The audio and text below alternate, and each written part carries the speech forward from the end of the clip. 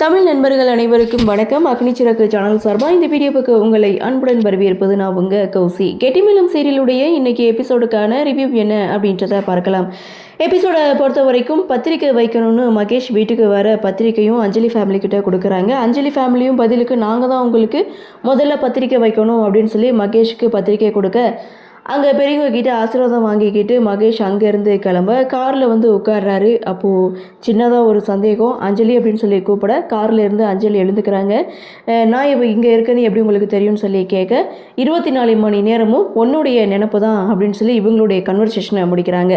அப்படியே சீனை கட் பண்ணால் லக்ஷ்மி கொஞ்சம் ஃபீல் ஆகுறாங்க. காரணம் மாப்பிள்ளைக்கு யாரும் இல்லை அப்படின்னு சொல்லி அவங்க கொஞ்சம் ஃபீல் ஆகும்போது அதற்கான ஒரு சொல்யூஷனை இங்கே அஞ்சலியோடைய அப்பா வந்து சொல்கிறாரு. அதாவது அவர் சொல்கிறது, மாப்பிள்ளைக்கு யாரும் இல்லைன்னு ஏன் நம்ம நினைக்கணும், மூத்த அக்காவா கவிதா இருக்கா, ஸோ இன்னொருத்த வந்து சின்ன மருமக தீபா இருக்காங்க. அப்படி இருக்கும்போது தீபாவை வந்து அவங்க அப்பா அம்மாவை வச்சு இந்த கல்யாணத்தை நல்லபடியாக நடத்தி முடிக்கலான்னு சிவராம் ஒரு பக்கம் சொல்ல, இதுவும் நல்ல ஐடியாவாக தான் இருக்குன்னு லக்ஷ்மியும் ஏற்றுக்கிறாங்க.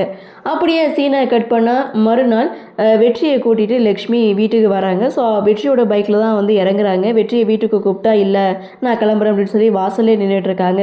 சரி இரு தம்பி அப்படின்னு சொல்லி அஞ்சலியுடைய கல்யாண பத்திரிக்கையை வெற்றிக்கு கொடுத்து கல்யாணத்துக்கு நீயும் உன் குடும்பமும் கண்டிப்பாக வரணும் அப்படின்னு சொல்லி வெற்றியை கல்யாணத்துக்கு இன்வைட் பண்ணுறாங்க.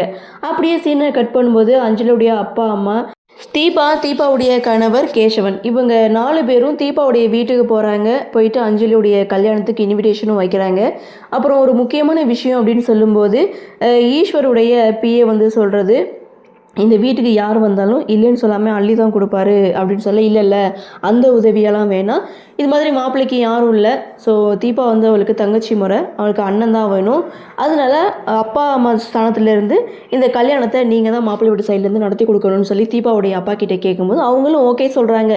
ஸோ அப்படியே சீனை கட் பண்ணால் இங்கே வெற்றியுடைய என்ட்ரி, வெற்றி வர்றாரு. ஸோ இங்கே தீபாவுடைய சம்மந்திங்கெல்லாம் வந்திருக்காங்க அப்படின்னு சொன்னதுமே வீட்டுக்குள்ளே வராமல் வெளியிலே நின்றுட்டுருக்காரு வெற்றி.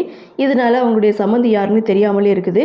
ஸோ இன்னொரு பக்கம் அவங்க கிளம்புனதுக்கப்புறம் தீபாவுடைய அப்பா வந்து தன்னுடைய பொண்ணை பற்றி வந்து பேசுகிறாங்க. அதாவது இந்த வீட்டில் இருக்கிற மாதிரியே பொண்ணு அந்த வீட்டில் இருப்பான்னு நினச்சோம், ஆனால் என்ன பண்ணுறது அப்படின்னு சொல்லும்போது அவங்க பேசிகிட்டு இருக்கிறத கேசவன் கேட்டுட்டு அழுதுட்டு அங்கேருந்து போகிறாங்க.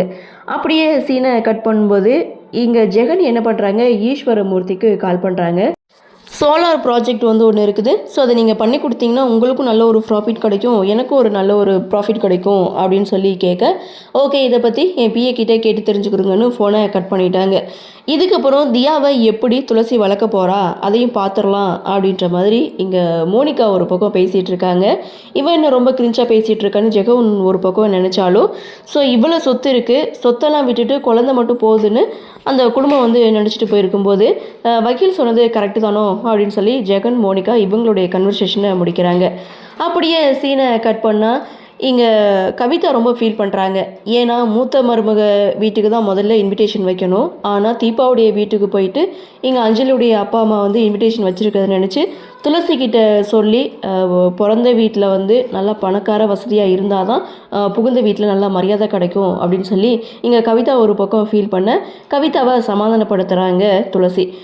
அப்படியே சீனை கட் பண்ணால் மாப்பிள்ளை மகேஷ் வீட்டுக்கு வராரு. அப்போது லக்ஷ்மி பார்த்திங்கன்னா அந்த பிளாக் கலர் காரை வந்து பார்க்குறாங்க. ஏற்கனவே துளசியுடைய கல்யாணத்தில் நடந்த விஷயங்கள் எல்லாமே அந்த இடத்துல ஞாபகம் வருது. அதனால் மாப்பிள்ளை மகேஷ் கிட்ட வந்து சொல்கிறாங்க, கல்யாணம் முடிகிற வரைக்கும் நீங்கள் இந்த மாதிரி கார்லலாம் போக வேணாம் அப்படின்னு சொல்லும்போது ஏன் எதுக்குன்னு கேட்குறாங்க. இப்படி தான் துளசியோட கல்யாணத்துலேயும் நடந்துச்சு, அதனால தான் கொஞ்சம் எனக்கு பயமாக இருக்குது அப்படின்னு சொல்ல, ஒன்றும் கவலைப்படாதீங்க நான் பார்த்துக்கிறேன் அப்படின்னு சொல்லிட்டு மகேஷ் அங்கேருந்து கிளம்புறாங்க. அப்போ தான் மகேஷ் அஞ்சலிக்கு கால் பண்ணுறாங்க. ஸோ இவங்க 2 பேருடைய கன்வர்சேஷன் அப்படின்னு பார்க்கும்போது ஸோ குட்டி ஒரு ரொமான்ஸ் சீன் மாதிரி முடிச்சிருப்பாங்க. ஸோ மேனுவலாக தான் பேசியிருப்பாங்க. அப்படியே சீனை கட் பண்ணால் இங்கே ஈஸ்வரமூர்த்தி பார்த்திங்கன்னா ஜெகனுடைய ஃபோனுக்காக காத்துட்ருக்காங்க. ஸோ இன்னொரு பக்கம் லக்ஷ்மி பார்த்திங்கன்னா அஞ்சலியுடைய கல்யாணம் நல்லபடியாக நடந்து முடியணும் அப்படின்னு சொல்லி அவங்க ஒரு பக்கம் ஃபீல் பண்ண, இன்னொரு பக்கம் அஞ்சலி பார்த்திங்கன்னா கவினை காண்டாக்ட் பண்ண முடியலை, ஃபோன் பண்ணாலும் ஃபோன் எடுக்க மாட்டேங்கிறான், பார்க்க முடியலை அப்படின்னு சொல்லி வருத்தப்பட்டாலும் கல்யாண பத்திரிக்கையை வாட்ஸ்அப்லேயே வந்து சென்ட் பண்ணுறாங்க. இதை நினச்சி கவின் ரொம்ப கோவப்படுறாரு. இதோட எபிசோடை முடிச்சிருக்காங்க. ஆக மொத்தம் இன்றைக்கி எபிசோட் அப்படின்னு பார்க்கும்போது அங்கங்கே கொஞ்சம் வந்து சீன் போன மாதிரி தெரிஞ்சுது. ஸோ கண்டினியூவாக அவங்க சீன் வந்து கொண்டு வரல. ஸோ ஒரு பக்கம் அஞ்சலி மகேஷ் இவங்களுடைய கல்யாணம் நல்லபடியாக நடந்து முடியணும்னு லக்ஷ்மி ஒரு பக்கம் கடவுளை வேண்டிகிட்டு இருக்காங்க. இன்னொரு பக்கம் இங்கே வெற்றி பார்த்திங்கன்னா தீபாவுடைய ஃபேமிலியை நினச்சி கோவப்படுறாரு. ஏன்னா அவங்க தங்கச்சி கல்யாணத்தை ரொம்ப பிரம்மாண்டமாக நடத்தணும்னு ஆசைப்பட்ட வெற்றி. ஸோ அப்படி ஒரு விஷயம் நடக்காமலே போனதுனால எந்த ஜென்மத்துக்கும் நான் மன்னிக்க மாட்டேன், மறக்கவும் மாட்டேன்னு அவரும் ஒரு பக்கம் கோவத்தில் இருக்காங்க. அதுவும் துளசியோட ஃபேமிலி தான் தெரியாமல் அவங்க கோவத்தில் இருக்காங்க. ஸோ இன்னொரு பக்கம் மகேஷ் சைடில் இருந்து அப்பா அம்மாவா இந்த கல்யாணத்தை நடத்தி கொடுக்க போகிறது ஈஸ்வர் அண்ட் அபிராமி, இவங்க 2 பேரும் சேர்ந்து தான். ஸோ அப்கமிங் எபிசோட் அப்படின்றது செம்ம இன்ட்ரெஸ்டிங்காக இருக்கும்னு நினைக்கிறேன். பார்க்கலாம் அடுத்தடுத்து என்ன மாதிரியான சுவாரஸ்யத்தோடு கதைக்கள நகர்வை கொண்டு வராங்க அப்படின்றத நாமளும் பொறுத்திருந்து பார்க்கலாம். இன்றைய பகுதி பற்றினா உங்களுடைய கருத்தை வழக்கம் போல் கமெண்ட் செக்ஷனில் பதிவு பண்ணுங்கள். இந்த வீடியோ உங்களுக்கு பிடிச்சிருந்தால் லைக் பண்ணுங்கள், ஷேர் பண்ணுங்கள், மறக்காமல் நம்ம சேனலை சப்ஸ்கிரைப் பண்ணிக்கிறீங்கன்னு சொல்லி இந்த வீடியோவிலிருந்து விடைபெறுகிறேன். நன்றி, வணக்கம்.